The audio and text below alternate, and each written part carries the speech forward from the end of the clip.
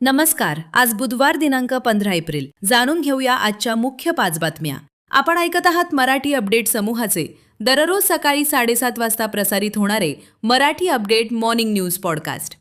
महामानव डॉक्टर बाबासाहेब आंबेडकर यांची जयंती काल मोठ्या उत्साहात साजरा करण्यात आली. लाखो अनुयायांनी ठिकठिकाणी बाबासाहेबांना अभिवादन केले. ठिकठिकाणी भव्य मिरवणुका काढण्यात आल्या.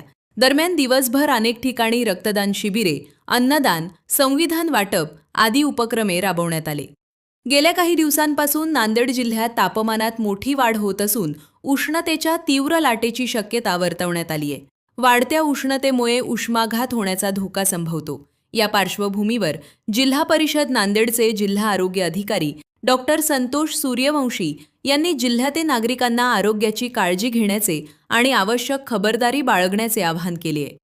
दरवर्षीप्रमाणे याही वर्षी राष्ट्रीय एकात्मता व उर्स कमिटीच्या वतीने उमरी येथील सुफी संत हजरत वली शाह बाबा यांचा संदल व उरुसानिमित्त दिनांक 21 एप्रिल रोजी संदल निघणार असून 22 रोजी उरूस भरणार असल्याची माहिती देण्यात आली आहे.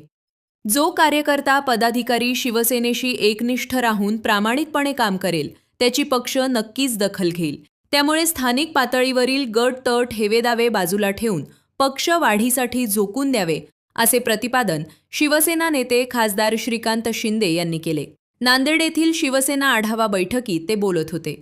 देगलूर तालुक्यातील कुशावाडी शिवारात जुगार अड्ड्यावर पोलिसांनी धाड टाकून अवैधरित्या तिर्रट नावाचा जुगार खेळणाऱ्या 8 जणांविरुद्ध गुन्हा दाखल केलाय. यावेळी जवळपास 4 लाख रुपयांचा मुद्देमाल जप्त करण्यात आलाय. दररोज सकाळी 7:30 वाजता Marathi update morning news podcast ऐकण्यासाठी मराठी अपडेट पॉडकास्ट यूट्यूब चॅनलला सबस्क्राईब करा. धन्यवाद.